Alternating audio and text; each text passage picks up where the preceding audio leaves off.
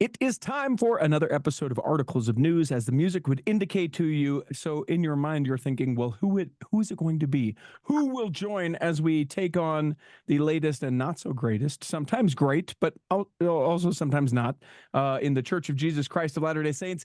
Anything that we can relate back to the church is something that we will talk about. And sometimes, if we're being honest with each other, sometimes we just go on rambling rants that have nothing to do with the church. Hopefully, we can tie it into the church because we're both active church members. I'm joined by Chow from Texas, which seems like you should be in Paris, Texas, if I'm going to say Chow. That's too far north. And not very nice, as I understand it. Oh, you froze or I froze? Hold on. Texas. Hold on. Well, Paris is in the flat northern part of Texas. Okay. We are in the central hill country area. It's much prettier here. Mm-hmm. So I'll take Wimberley over Paris any day. So deep in the heart of Texas, where is that? Yes. We're like in the center of the state, pretty much central Texas, in between Austin, San Antonio, little town. People describe it like a real life Stars Hollow, if you've watched Gilmore Girls. Sure. But the question remains, if I'm saying that the stars at night are both big and also bright deep in the heart of Texas, where am I if I'm deep in the heart of Texas? Am I just anywhere in Texas? Oh, you're anywhere in Texas. It doesn't matter. There's what's like, if you had to say like the quintessential, this is Texas. It's not Austin. No.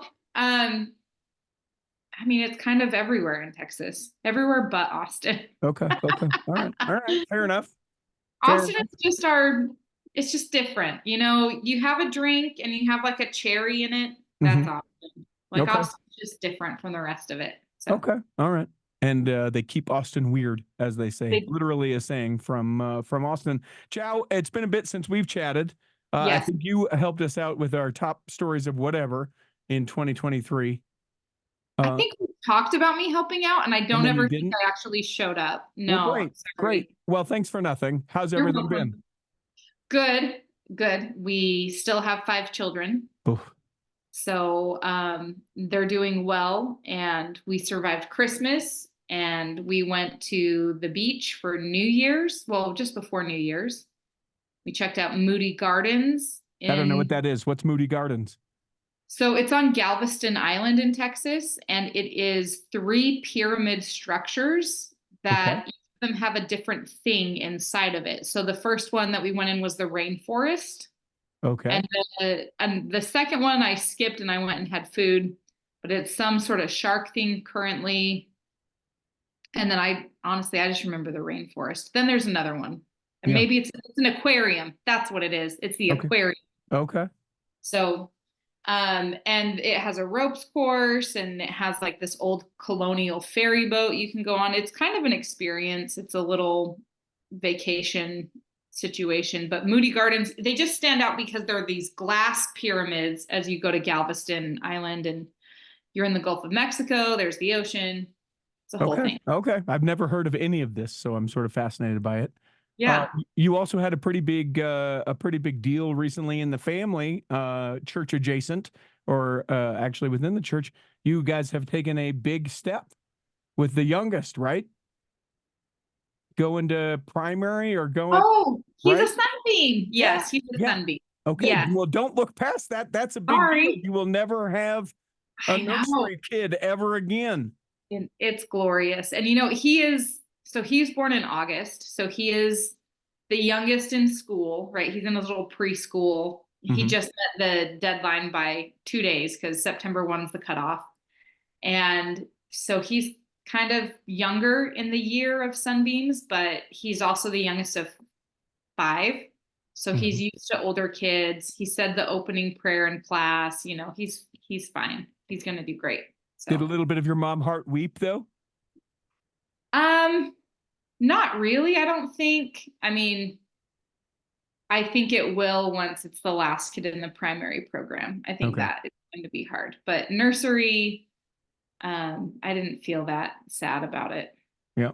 And you've got forever until you have to deal with the primary thing. So you're Yes. fine. You'll Yeah. Yeah, it'll be you'll be fine. We'll good. just Yeah, you got a decade. You got a decade. A push little less that than a away. decade. It's fine. Yeah. Yep. Do what any good person does and shove those feelings down. Bury them. Just Yep. tamp them down. Yep. Okay. Anything Yeah. else? Anything else exciting? Anything else you want to bring up? Say, do, be ish. Um, no, we're just gearing up for spring. It's dance competition season. Okay. So we've started that with the girls, and then baseball is also about to start. And all three boys will do baseball. Even, my new sunbeam, he's going to be in wee ball. It's going to be adorable. We're going to get him little baseball pants and a shirt and a little helmet, and he's going to hit it off a tee, and it's going to be so cute. I'll send you pictures. Of course, of course. Now, so let me ask you this: when you have the ball and you have the dance on the same weekend, are you dance mom and Russ, who also co-hosts Articles of News, is he ball dad, or you guys go counterculture and he's dance dad and you're ball mom? No, you cannot with dance. Okay. And because, he can't go in the dressing room, it Oh, makes it really hard. sure. And he doesn't know how to put on the eyelashes and Sure. all that kind of stuff.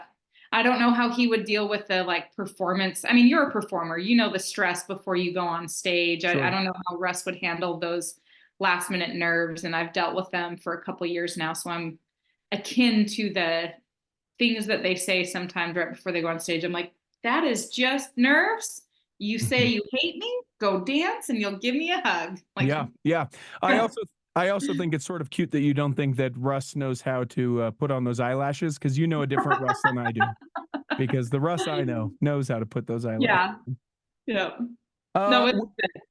So, real quick for me, I'm a couple things. One, right before we started recording, I asked you if you knew what an opal apple was. This has nothing to do with the church, but is life changing, like the church may be. If you're watching on YouTube, this is what an opal apple is. It is yellowish in color, Ooh. like a golden delicious. But imagine a golden delicious apple that tasted a little bit more like an apple and like a pear had a baby. Oh. And they're fantastic. And they have them at your grocery store. They're not like I go to Trader Joe's and Yeah. ask the guy in the back and he unearths them and then Yes. brushes aside the truffles and said, "Here, have an opal apple." It's not like that. You will now notice them in your grocery store and go, "Oh, that's what he was trying." Contact theculturalhall.com if you've never tried one and you end up trying one. I would love to hear about your experience.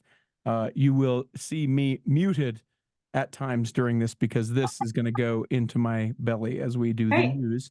And and then I'm going to try one. I'm going to go get one today. And then the second thing, this morning, I'm doing my morning routine, and a dog shows up on my porch, and What? it's not our dog. It was a neighbor dog. We've actually about a month, maybe 2 months ago, this dog was wandering the neighborhood, and we went, "That is someone's dog. Let's find out if it has a chip. Let's find out where it belongs." So it was that dog that we saw again, but came to our porch, and it was raining here, so dog is Aw. just drenched, super stinky, and it looks like it hadn't eaten in several days. So brought it in the house, gave it a shower and bath, brushed it out, fed it right as we brought it in the house, and then fed it right before we took it back to the person that was looking for it. And by looking for it, I mean said, "Oh yeah, that's my dog. It's been gone for like a week or so."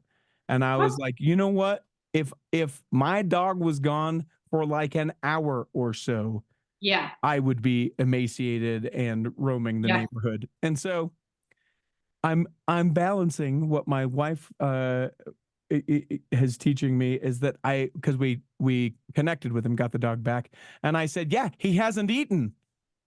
Are you taking care of your dog?" I didn't say it like that. I thought I was being fairly gentle. My wife was quick to instruct me that maybe I was not as gentle as I thought I was being. Yeah. Because she wants us to be a resource if this guy needs some help. Yeah. So He needs some help with his dog. yeah, cute dog, beautiful blue eye, like one of those sheepdogs. I don't think it's a sheepdog though. But An it's got the, Australian cattle dog. yeah, maybe super cute. Likes to Oh, wander. That's great. I like that. Young gentleman that owns it. Super cute. Super, I super live cute. with us. I mean, we've got 5 acres that we let our dogs have a dog's life on. Yeah. They romp around and have a But if they blast. didn't come back at night, Oh my gosh. yeah. Yeah, my daughter would lose her mind. I would lose my mind. Russ Yeah. would be like, "This is good. We didn't need the dogs anyways." And the other kids would be like, "This is good. I like to eat my dinner without dogs bugging me and Yeah. begging me for food." Yeah. But Well, when you have 20 dogs that you let lead the dog yeah, life, yeah. all the dogs are the kids Two that of you us would wanted to be sad. have. Yeah. Okay, but you're in a show too. Did you already talk? Have you told Oh, everyone about wow, your yeah. show? Yeah, I'm in a show. I play a pirate. I can't remember if I did or not. You wear Pe eye makeup. You could do the eyelashes. Like I've seen pictures of this show and you have on some eye makeup. Yes, I So do. you could be a dance dad. I could be. I mean, here is the thing that I find about myself as I get older, and this dog is a perfect example of it, and the dance dad would be a perfect example of it as well. I don't have much patience for people. Mm, Like I love people. I will do anything in the world for people, like we did for that dog, right? We could have just been like, dog's wet, here, take your dog, feed it, right? Whatever. yeah. Yeah. Took it in, cleaned it, bathed it. We were brushing it, drying it off, all the things that we could do. Big heart, no patience. So Yeah. like at the point that one of those catty moms came up to me or my daughter at a dance thing, like someone would fall down the stairs or something, I'd be like, I don't know what happened. Yeah. It must have been something on the flooring. Yep, weird. It's crazy. Like I'm trying, but Yes. like, and it's not like if people will say something like, you know what, when I did that, I'm really sorry, I made a mistake, and they Hmm. sort of own it. But when they double down on being a jerk, my mind starts going 20 miles a minute, going, let's see, how can we ruin their life? And it's not a trait I love, but Yeah. it is one that is developing as I get older. Well, if we get in a pinch and Mm-hmm. we need somebody to be, the dance dad, Mm-hmm. we'll call Mm-hmm. in Uncle Richie. Uncle Yeah. Richie can come save the day. Yeah. So, I could do the makeup and I could do the eyelashes. I could do that. I'm going to a conference in a couple of weeks. It remains to be seen what we're going to do, but there are 5 of us that go to this conference. They are mhm, doing a 90s night, and the other 4 people that I go to this conference with are women. And so mhm. we have discussed being the Spice Girls because there is a 90s night. Nice. And yeah, so I am strongly considering being Ginger Spice in the Uncle Jack dress. Yeah, Yeah, you have to. You'd have to. I'm trying to sell it. One of the women doesn't feel like she could pull off a Spice Girl, so now Mm, we're looking at different characters from Friends, but it will be a thematic night of which I will dress differently. Like I'm not going to be Joey. right. Yep. Yeah. Yep. That's not that you can't even it just looks like regular Yeah, clothes. yeah, So, yeah. So let's take a break. We got some fun stories. We got some very not fun stories that we're going to get to as we talk about all sorts of articles of news. We'll take a break and come back and do that in the second half of articles of news. Here in the second half of articles of news, we do actual articles of news. Hit it, Peter. And away we go. I want to start with this. Sometimes people have been critical and say, you know what, you guys never say anything nice about the church. mm, Certainly in the ward that I'm in right now, I sometimes struggle to feel connected, and or I feel like every suggestion that I offer is met with a that was okay, mm, sort of thing. mhm. Even to the point that the other day I was like, I will buy a piece of art for this wall that has nothing on it, and I'll pay to have it nicely framed. And I don't want to, but I'll even pick from the catalog of what we can put in the church if you allow this to occur, because it's this terribly blank, boring, non-religious. Why is this wall like this? And it was rejected. But my stake does do this, and it's super cool. Every Thursday night at the Stake Center, they do garage band. Now, not garage band like playing, Oh, not playing like the video game garage band. If you play an instrument, they go to the cultural hall at the Stake Center, and up on the stage, if there's fewer people, or down in the actual cultural hall, and they just jam. And it's that's cool. people of all talent levels and all like different instrument playing. And I know this because one of the kids is in, I think, fourth grade, and gets to Mhm. play the recorder, and Bless was his like, heart. and knew that this garage band thing goes on at the church on Thursday nights, and asked his dad, can I go to garage band now that I'm playing an An instrument? And instrument. so they went, and this kid played the recorder at the Thursday night garage band. So way to go, Taylorsville Steak. An awesome Yeah. opportunity, and something thinking out of the box. I think it's super cool. Yeah, I like that. It's not just basketball or whatever else is done. Yeah, yeah. We get into now a heavy story because I want to make sure that we cover it. This out of Pennsylvania, and I appreciate that you are a lawyer because it's very lawyerific. Tell me what's going Mhm. on. So, a stake president in Pennsylvania has been charged with failure to report child abuse. And he was charged on Wednesday, so a couple days ago, and then he was arraigned today. He's probably going to be released on a bond. So it's just an allegation. It's not a conviction. He didn't go to prison. He went to jail for a couple days. Okay. And then it'll be referred over, and they'll see if they're going to file it or how they will proceed. So in Pennsylvania, you may remember this state from the Jerry Sandusky 2014 child abuse scandal. They have really ratcheted down on reporting laws since that time. So they expanded it in 2014 so that a lot of people in the state of Pennsylvania are mandatory reporters. And Okay. I had a friend, I will say this isn't aside from the story. I had a friend who was living there, was called to serve in the young men's whatever in his ward. But under Pennsylvania laws, he had to clear a background check before he could actually serve. And so I know Pennsylvania is very, very strict on who works with children and how, I mean, they don't play. They Yep. do not come to mess around. So police say that when this Rhett Hintz is his name, was held leadership positions in the church's Lebanon ward, that this other man had been sexually assaulting a minor in that area. And then in another minor in Berks County, in the neighboring area, it sounds like. And the victims were between the ages of 8 and 12 years old when the assaults occurred.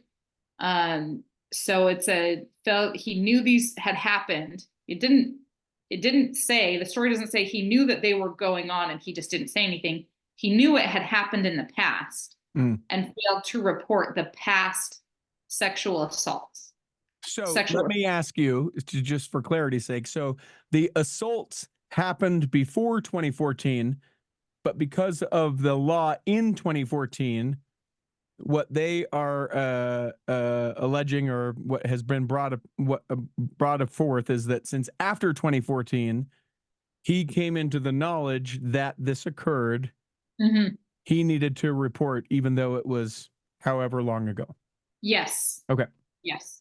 So it was still a crime against a child, but and honestly, I'm a mandatory reporter. I'm an attorney, and I always report. I don't care if somebody says, you don't need to report this. There's already an active police investigation. I will say, that's very nice. I'm still a mandatory reporter. I still have to call it in.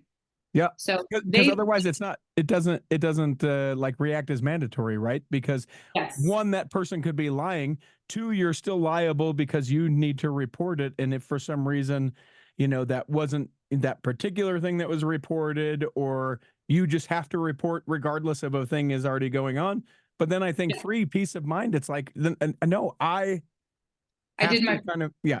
Yeah. Well, and otherwise everybody would just say, it's already been reported. Don't, go ahead and call me to serve with the young men. They're dealing with it. It kind of defeats the whole purpose of let's just make sure it's reported. And they can sort out, government systems can sort out multiple reports from the same incident.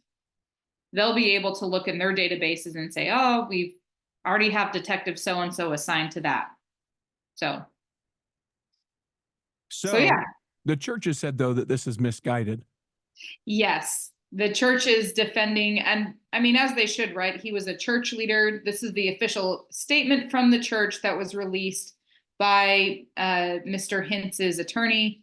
The Church of Jesus Christ of Latter-day Saints works actively to prevent abuse. Our hearts ache for victims of abuse, and the church is committed to addressing such incidents wherever they are found. The church trains its leaders and supports their lawful efforts. The charges now brought by local prosecutors for failing to report the abuse are misguided, and the church will vigorously defend him. Yeah. So, I guess my thought about it is maybe benefit of the doubt. Let's walk this out a little bit. So maybe this guy thought, hey, this is in the past, and got kind of confused about dates, right? I don't report this because this is something before, and I don't. Okay, maybe. Could have been. Maybe, he's like, oh, I happen to know that this has already been dealt with by cops because he's that closely related to it. So then he doesn't he doesn't do his part because he's like, I know that he's meeting with the cops. I've seen the cops at his house, or I know that he went to the whatever to be able to deal with this, right? So maybe that benefit of the doubt. But I just feel like misguided is an interesting choice of words when they can say, here is a guy that knew about a thing. We have a law against that thing. He didn't do the thing that the law said he should have done. Yeah. And so here's the timeline. October 2020 is the earliest date they're saying that the state president Hintz or Mr. Hintz knew about it. The guy wasn't arrested until 2022. Oh, wow. Okay. So there's a time gap there. Here's the other thing. When they say misguided, how was he misguided? Did he call the church hotline and got bad advice from a Utah lawyer about Pennsylvania law? That's also curious to me too. How was he misguided? Was he misguided because he got bad legal advice from Utah about Pennsylvania law, or was he misguided in that he didn't understand the timelines? Kind of like what you said. Yeah. Either way, just call and report. Do you know what I mean? Just don't leave it for question. And I think too, last thing I'll say about this one, the church is really focused on the youth program, right? We are very focused on it. I think that's a stick you pick up both ends. If we're going to be really focused on youth and what we do with the youth, we have to also be really focused on protecting the youth and protecting that time as a time of innocence, as a time of growth. So if we're going to say, oh, we're focusing on the youth so much, let's also focus on protecting the youth that much. Yeah. Yeah. Well said. Interesting to note that that's sort of on the heels of Elder Kieran in our last, or Kieran. I like to Kieran, talking about that we need to do more to help people be able to heal from different types of abuse. That was the big thing in our last articles of news. Are we getting it yet? Are we helping? Are we figuring out the point? Do we know? I'll be interested to see what ends up happening with this particular case. A couple quick things. One, if you would like to subscribe to the church magazines, they're all now free, and there is a link for it in the show notes. We've talked about that before, but be sure that you subscribe to whatever. They're free, for crying out loud. I did it. In preparing for this, I saw that story today. And so I went and did it while you were getting your equipment up and running. I was like, oh, I had looked at the story, and while you were doing that, I was getting my subscriptions. So that's awesome. Easy? Yes. Yep. Very easy. Like 4 clicks. Nice. So if you want to do that, if that's something that you're after, and as I understand it, these are the physical prints that will come to you, or is this? Yeah.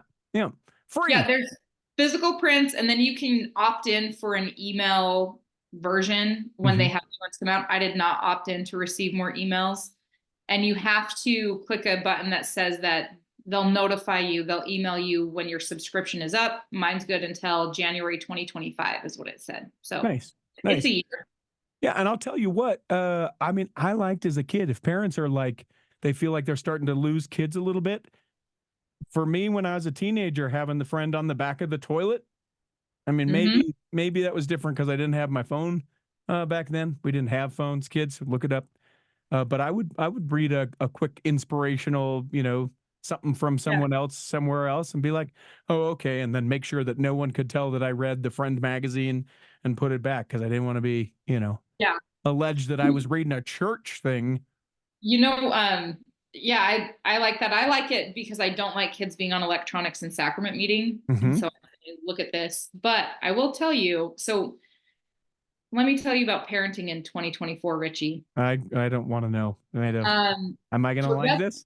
Yeah, you're going to like it. For bedtime, when it's time to put kids to bed, particularly my boys who are, 5, 8, and 3, 3, 5, 8, they like to listen to stories. And in 2024, back in the day, parents would sit there and read books to their kids. We don't do that anymore. We just play the story podcast from Amazon Stories or whatever it is.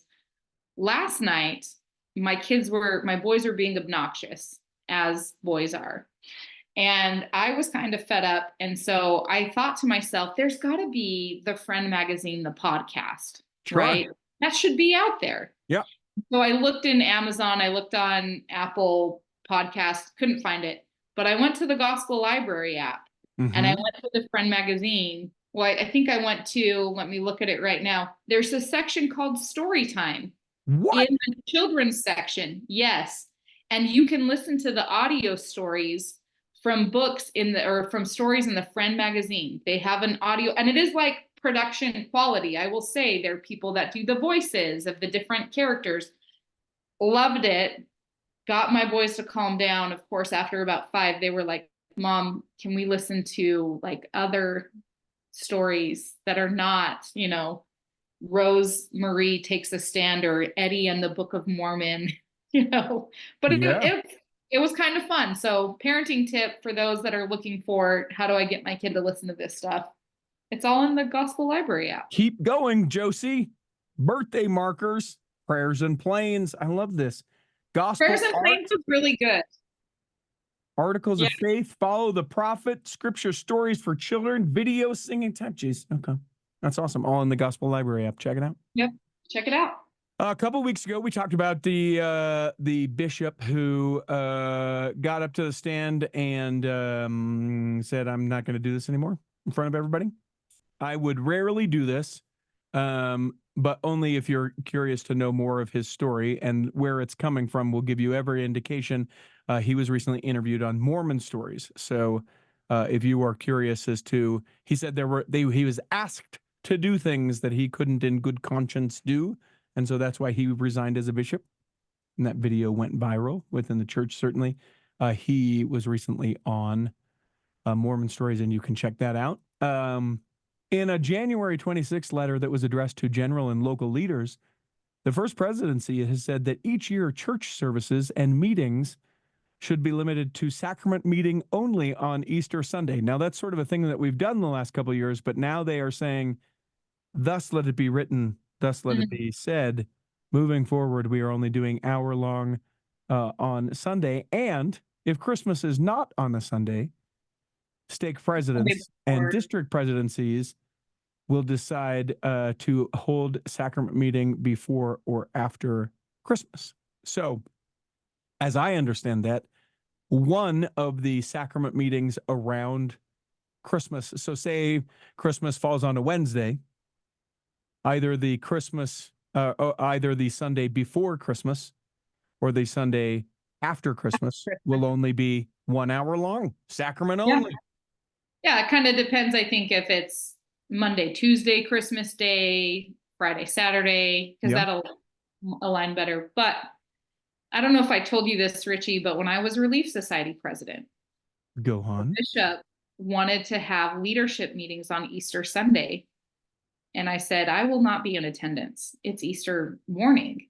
Yeah. And he sent me some terse emails saying you'll be there, or you're gonna, be there or get fired. I'm like, also, I'm a volunteer, Yeah. so go ahead.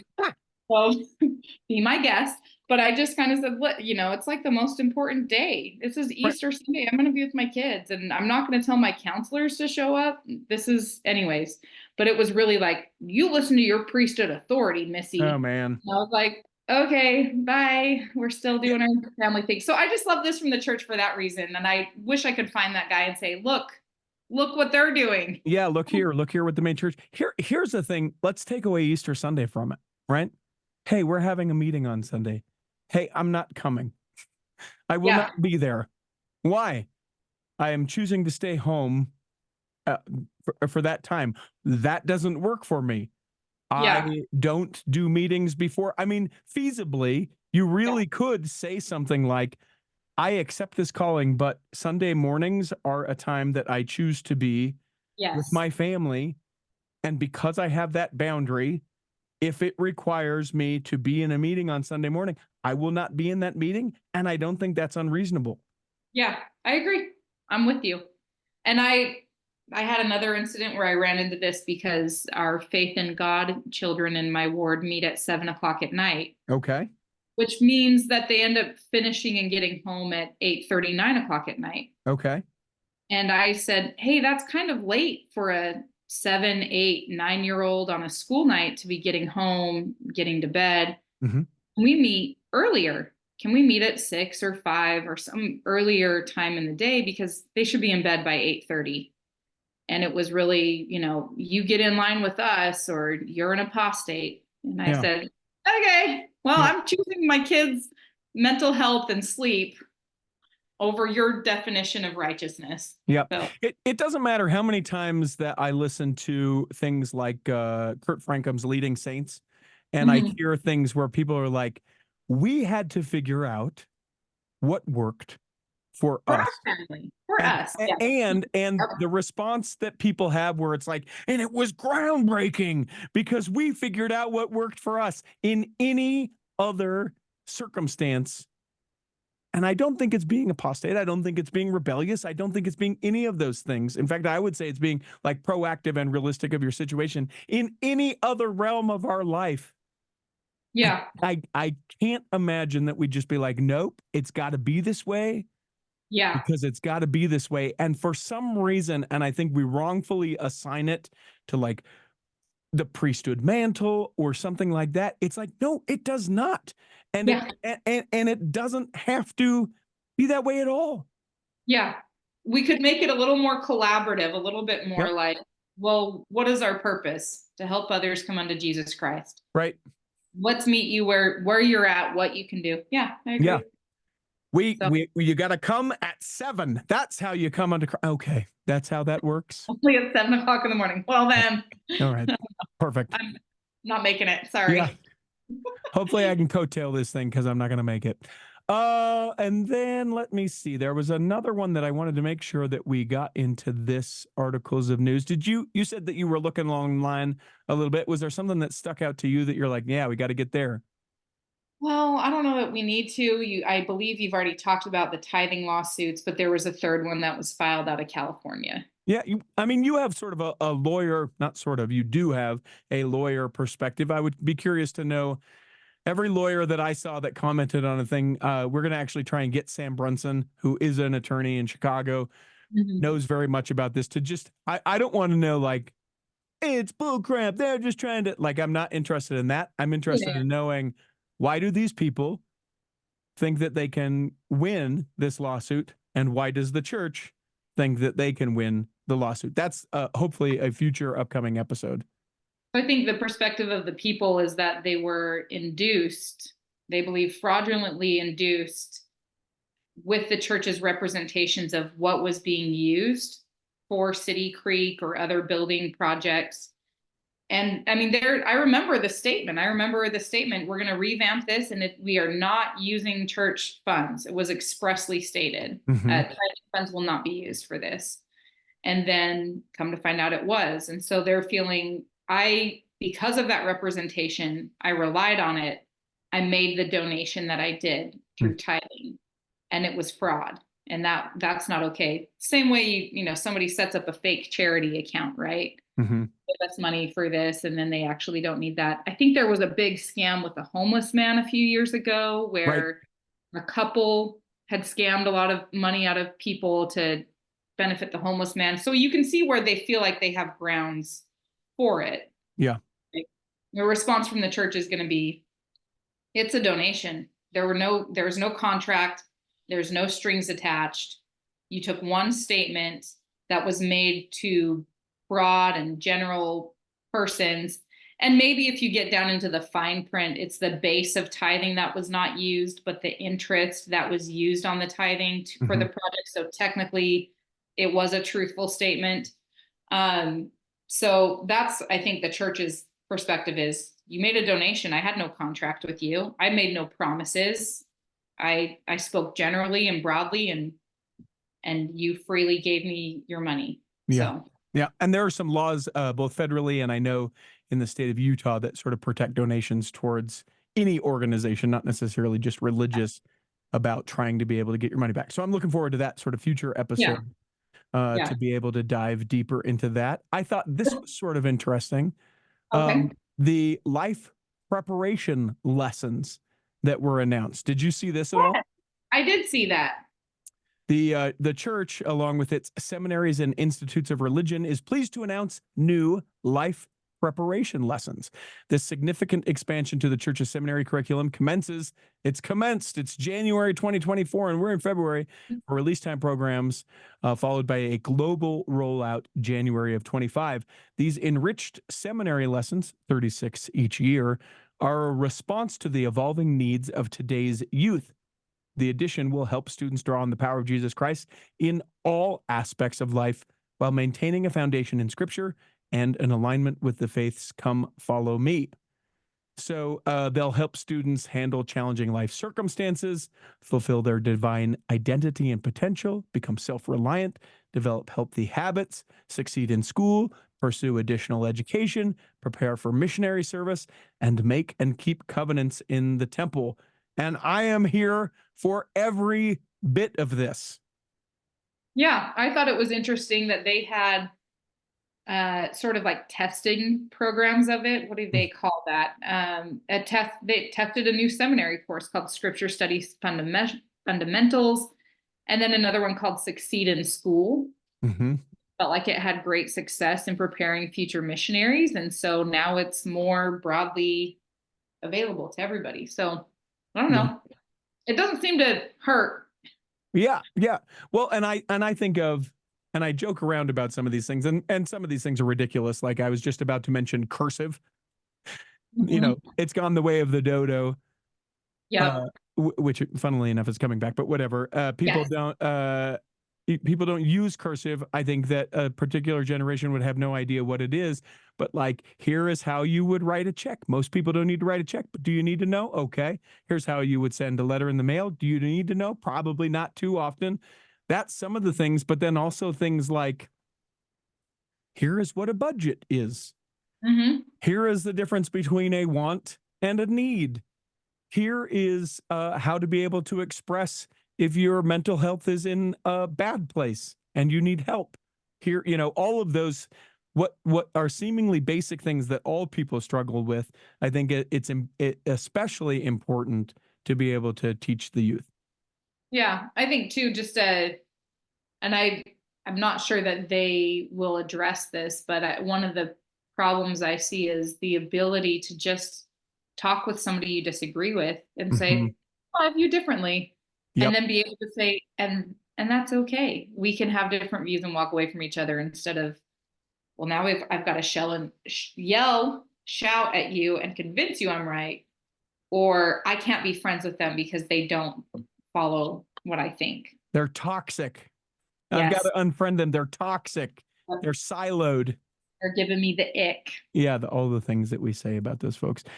This is interesting. Hulu loves the Mormons, the members of the Church of Jesus Christ of Latter-day Saints, announced, and we don't know exactly what this is, but they're going to do a docu-series about Mormon swingers. And I think that that is interesting. If you remember, Taylor Frankie Paul talked about soft swinging. I think that's maybe where it got the most of public attention. A group of women in that particular instance that, you know, everything but the thing was what they would do with multiple partners. And in her particular marriage, you know, one of them went too far and then they ended up getting divorced. So the idea is a docuseries about a conservative faith and the underbelly of swingers within that. Now, what they haven't said, because so many people sort of group lump Mormons, it could be FLDS, it could be, Yeah. you know, reorganized, it could be people that have, you know, they used to be Mormons and they were excommunicated and, you know, still consider themselves to be Mormons and swingers. Don't know. No further information has gone out about it or the guarantee that it's actually going to happen, but they are working to see if that particular thing can happen. So, My only, aside from my initial gag reflex, my only thought related to this is that I wish that the temple more clearly said what Jesus said. You know, you look on another woman and lust after her, versus this idea of just like no sexual relations. Because I think it just, a lot of people say that's the line. right. Temple, that's the line. So I can do up to the Right. line. And it's just, can we just go back to the teachings of Jesus where it's like, look, if that's attractive, if you're struggling, if you're starting to think, how can I pursue this? You know, that's the problem area. I just wish that it was a lot more clear, but that's just my own side soapbox. Well, and one of the things though that I think that the church is starting to do better about is I think that a letter of the law is important. And I think that that probably is where like the line is drawn letter wise, right? But I think a thing that we for a long time had not done very well about and always sort of just addressed it in this idea of, well, it's letter and spirit of the law. It's two different, right? We just sort of addressed it, but then didn't really start to feel it. It's the same thing, you know, like with tithing, like the spirit of like our wealth, our lives, our you know, our monetary value is God gives us this opportunity to be able to steward these things and asks for 10% in return. But if we paid, you know, 10.5%, that would be an absurd thing, you know, for a member of the church. We'd be like, what? Why the 0.5%? But like, if you genuinely feel like, you know, the 0.5 so I do 10 to the church and then I do another 0.5 towards helping somebody out, like the spirit of you could do that and you feel called to do that, I think is something that we miss. We just go 10%, got it. I can take, you know, I can take 50,000 times it by 0.1 and go, that's 5. I did the thing and move on. And I don't think until very, very recently, and we still got a long way to go on this, but until very recently that it started to be like, well, yes, but feel it and know why it's not just a percentage that you put in a calculator and then go drinking your, you know, Diet Coke and having a pink cookie at 8 a.m. Richie, you remind me of President Emily Bell Freeman's talk from conference, because she talks about this, how people look at the gospel as a stamp in a passport book or a checklist. And she says, it's the relationship, and a good, healthy relationship changes you for the better and makes you a better person. And so we just studied it in my Relief Society last Sunday. And so it's fresh, but I appreciated that perspective of, it's the relationship. It's a living, active thing. And if it's healthy, it brings you to do more good and to be better instead of just check that box. Yep. Check that box. So yeah, I'll give you an example that I may even get in trouble for sharing this, right? But tithing, the idea is that we're paying 1/10 to the church. Well, I consider myself to be a full tithe payer. So let's just get that out there. But also in the last year, I was like, I'm not able to see with my eyes what some of the money that I'm doing donated does. Right. And it was a thing. I wouldn't say like I was questioning like, does God even want, it wasn't anything like that, but I was like, I Yeah. don't know. It's a lot of money. It's a lot of Yeah. money that I'm just sort of checkboxing this thing, stamping a passport. And so I made the very deliberate decision to use money to uh, help and benefit people that I could see. Mhm. I follow you And on that. and doing that in very small ways allowed me to go, oh yeah, okay. That is the spirit of this thing. Mhm. That is why we're asked to give. Sure, it's a percent and blah blah blah, and we can get legalistic and come at me, please. I welcome that. Yeah. Contact at theculturehall.com. But to then feel, oh, this is why we do this thing. Yeah. I think was far more important to God, to myself, and to people who are around me than me being able to just be like, 10%, yep, done. What's next? Okay, Yeah. I got to get these people Yeah. in this month. Okay. Yep. So a lifetime ago, when I was a waitress in Utah, I would get that a lot. Well, why would I pay you more than 10%? That's all I pay God. And I'd be like, well, I'm a college student working 3 jobs, putting myself through school on no student loans. So like it'd be great if you're fabulous. We loved you. You were above and beyond, best waitress we ever have. We will keep coming in every Friday night because we love you so much. Only 10%. And I just often felt like, yeah, you could really, I don't know. The difference you could make in my life would be a lot. Sure. Anyway, I And, get what you're saying. well, and one of the times that I gave a little bit is when I did that. I don't know that the person necessarily needed it, but Yeah.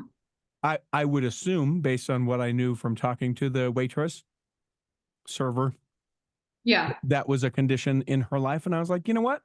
This isn't going to change her day. I'm not going to pay her house off, but this is more than she probably expects. Hmm. Did it. And I was like, okay, Yeah. that feels the way that I would like this to feel. And maybe Yeah. it says something about the way that I do my tithing. I'm not sure, but it definitely felt different. And so I was There, grateful for that. there's an awareness, I think. There's an awareness and a consciousness, and I don't know, that feels more personal than um well, this is the box you check and this is what you do. But there's more. I don't know, I just feel like you're probably thinking about Malachi and those promises a lot more than the people who just do 10%, go in December, they read that little passage with the bishop and they're like, yep, check that box. Yep. It sounds like to me that it's much more personal and heartfelt, and you're really seeking that out. And I think, that's what we do. Yep. This kind of relating back to the first story that we talked about, two of Utah's largest faiths told this particular news outlet they will not oppose a new bill that seeks to make it easier for ecclesiastical leaders to report abuse without fear of breaking vows. This is the state of Utah's legislature is in right now. The Mhm. Catholic Church, as well as the Church of Jesus Christ of Latter-day Saints, has said, you know what? There's this bill, and we are not going to oppose it. So you may see the ability to report in the state of Utah for clergy to be changed as far as it is right now. Utah, very much like Arizona and some of these other states that say, you know what, you do not have to report, but there is definitely it's not a complete it is certainly not Pennsylvania, but it is a step in what I feel to be the right direction. But believe me when I say there are definitely like little things that it's like, okay, well, that's a word choice very deliberately there. It's not as loose as maybe, oh, Utah's changing now, everyone's going to be able to report. It's very calculated in the way that it is changing. Mhm. I like So that. That's yeah, good. I do too. And that's quick. I know that not everyone that, in fact, most people that listen to this, I would know, do not live in the state of Utah. But it's interesting to note that it's changing in the state of Utah, so that can be a thing. New court documents filed in a lawsuit against Tim Ballard have revealed that he is, in fact, excommunicated from the Church of Jesus Christ of Latter-day Saints. Thought that was interesting. We sort of all assumed that. I'm not surprised, but yeah. Yeah. Though still spoke at a massive conference the other day. Can't remember what the name of the conference was, but I thought that maybe it was they had made the media for that particular conference in advance and didn't know about all these things that Tim Ballard had, been a part of. Nope.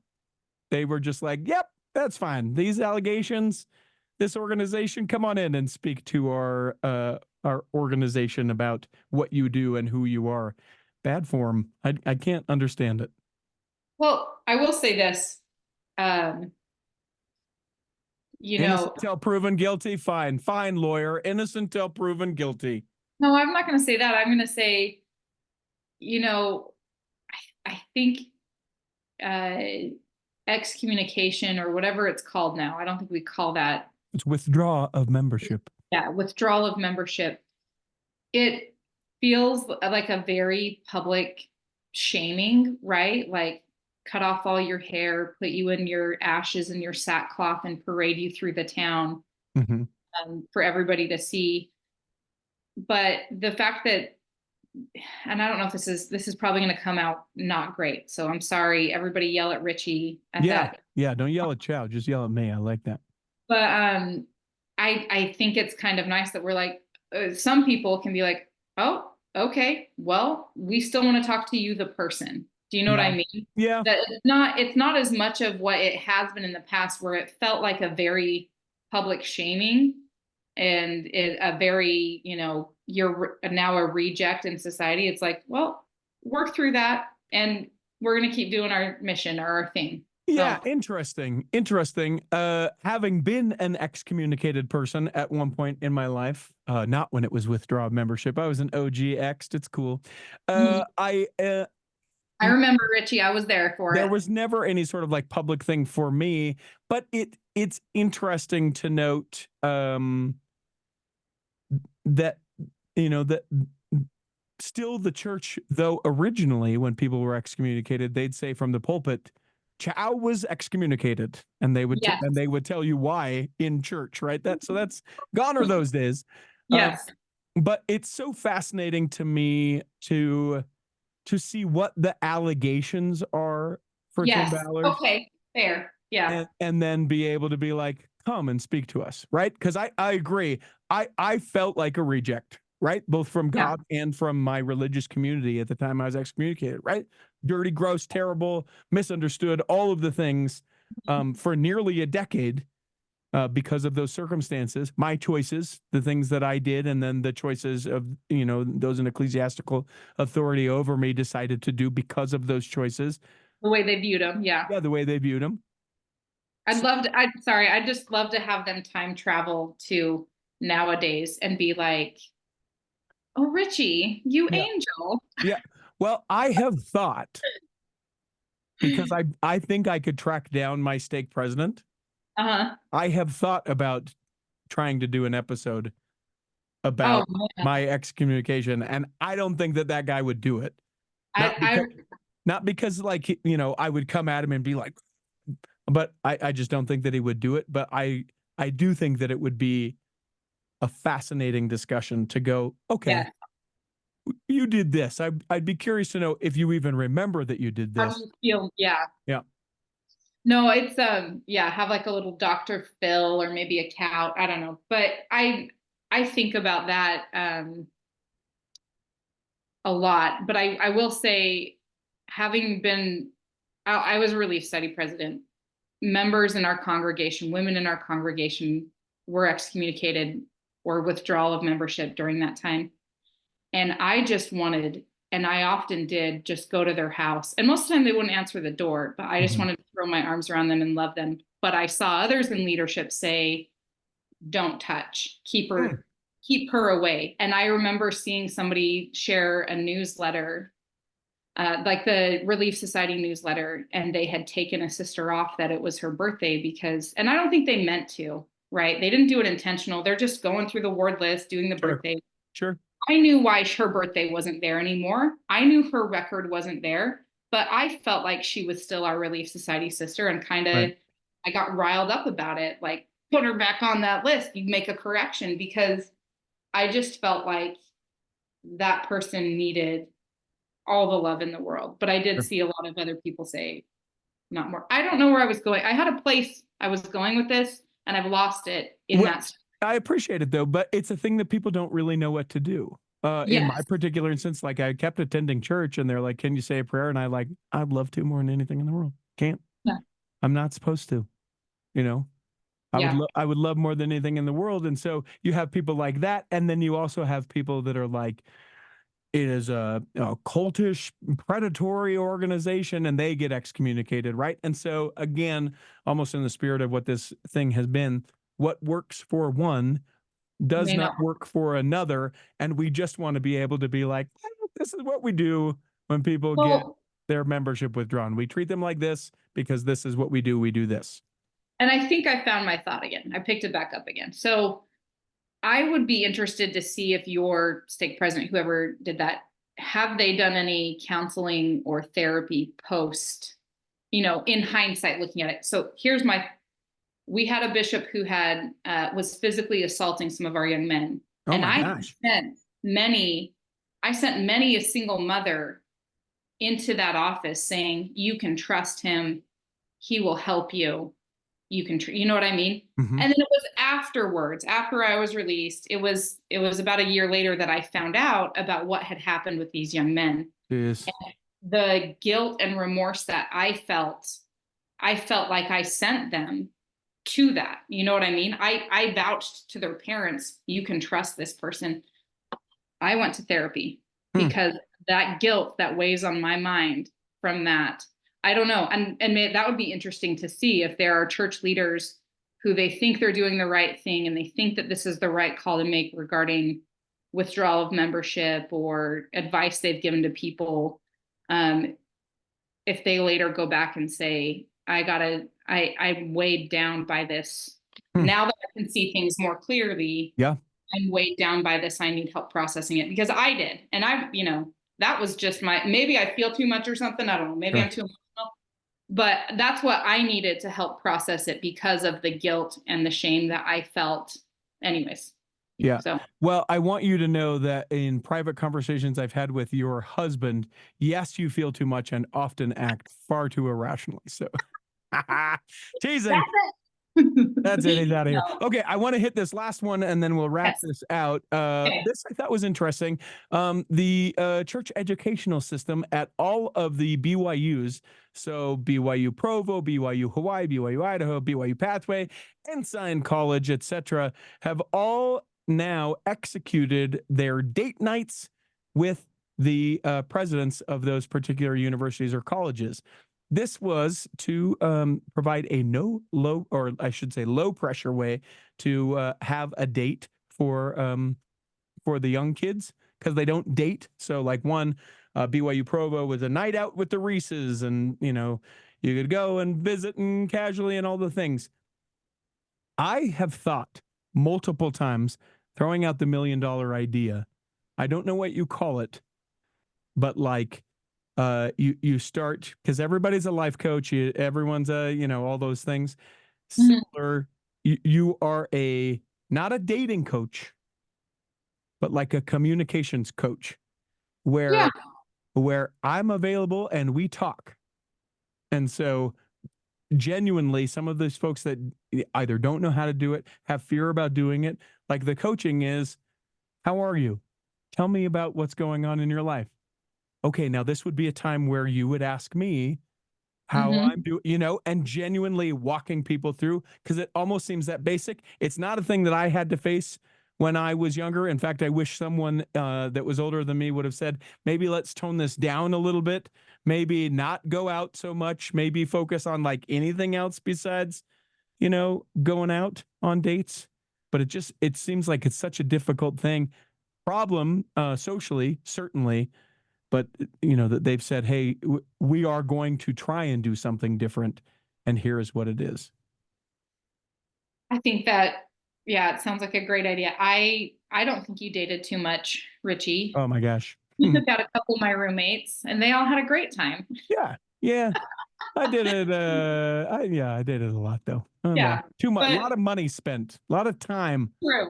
I think if I would have focused on something else, right? Anything else. Yeah. But I hope that it gets back there because I look back now, married, grateful for all the dates I went on. Yeah. And some of them were some real awful dates that I was like, well, this isn't working out. This is done as soon as you take me home. Yeah. But yeah, I think it's good to get back to. I don't know a non-dating culture, so it's hard for me to relate to these young whippersnappers and the challenges of their dating world because I lived in the world of the Richie T's and the Russell Wilds who took a girl on a date. So, Yeah. Yeah. And the thing, like, I look back on it and I think anyone that is sort of our generation or older, that like I look at it like all the terrible jobs I had mm-hmm, growing up, right? I was a janitor. And mm-hmm, there was very small part of being a janitor that I was like, I like this. And the rest of it, I was like, I better bust my butt in yes, college. And this is no shade on janitors, but for me, for who I am, for how my skills and abilities suit me, I was like, this is not the play. So mm-hmm, doing that, I was able to figure out, heck, even my first marriage, which is why I always joked around when I worked at BYU, just marry anyone. When people would talk to me for advice, I'd say, just marry anyone. You will learn more in 6 months about what you don't want in a partner, and yep, then get divorced and then find the right partner. No one took me up on that advice. In fact, I think I got right. in trouble one time, but Probably said, don't give that advice. yeah, they said, keep that to yourself. But to be able to figure out what it is that what you truly want, I don't know how people would do it without dating. Yeah. Yeah.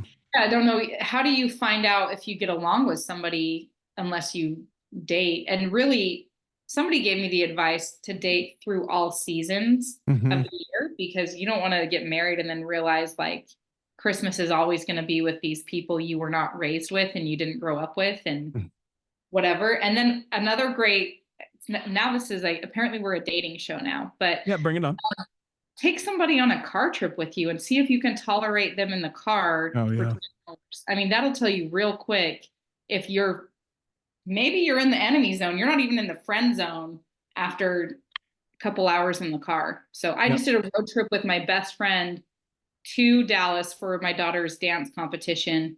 And I love her so much, but I don't know we could make it longer than 3 hours in the car together when the weather is bad outside. Wow. So A real quick anecdote, then we'll wrap this out. I remember, it's funny that you talk about the road trip. There was a girl that I dated. This is before I was married the first time. And we had gone to see some friends that lived up in Oregon. And as we were driving back, because we were sort of in that, like, we're kind of dating, but this isn't my girlfriend, but like, we're close enough that she would come with me for a weekend to go see some friends. So some would yeah. say girlfriend, but I was just like, man, it became very apparent to me about halfway through the drive home that, like, that was it. Like, we were done. And I said as much as we drove. I Mm. said, hey, so like, I really feel like when we get back, like, we're probably not going to go out anymore. And I said this in the car. Said it far too early in the Yes, car you ride did. back.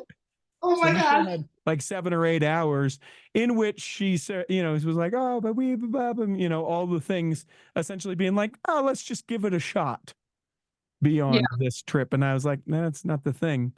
yeah, And it ended up being very hurtful to her, I'm sure, because yeah, I didn't just hold the boundary, but I very much and vocally said, this is done. I can't, yeah. you're great. This is not a judgment on you. We are out. I cannot do this anymore. Well, kudos to her for not just leaving you on the side of the road and Right. taking or at the gas station. I was driving. Oh, you were? I would have Well, left her on the side of the road. Wouldn't have you could done have it. stopped at a gas station. She just takes the car. She's like, bye, good Yeah. luck. Yeah. And then lastly, just because I just remembered this, on Sunday, they called new primary workers into my ward primary. And I am trying so very hard in 2024 to make friends in my ward. I'm never moving. So these are people that if I can be friendlier, they can be Mhm. life friends. These can be my Yeah, community. These can be all my people. And I admittedly to this point have not. That's been part of the reason why I haven't and been enjoying my church experience as of late. So I have tried to be friendly. What is your name? How are you doing? And I don't know why I couldn't control it, but the woman sitting in front of me, the pew in front of me, got called into the primary. We all sustained her, and then she sat down, and I leaned into her ear and I said, If I ever get called into primary, know that that will be the last Sunday that you will see me. It was quiet. It was right before the sacrament was about to be served. And she guffawed so loud that everyone looked over to the two of us and just embarrassed. But now I have a great memory and a friend in the person You that have was a called into friend. primary. Yeah. And a Takes good whatever it takes. story. Yeah, a good story about, yeah. Making How, friends. yeah, that's good. All right, get back to work. We hope that this episode has nourished and strengthened your body. That if you are not well enough to join us this week, that you will join us next week. And that when the time comes, you will be able to travel home in safety. I would encourage people to become a Patreon, patreon.com/The Cultural Hall. There's an amazing interview I did with the guy who is the public relations for the continent of Africa, talking about all the work that's going on there. It's incredible. It's available in the Patreon group. So do that, patreon.com/The Cultural Hall. In the meantime, we'll be saving a seat for you On the back row of of the the Cultural Hall. Cultural Hall.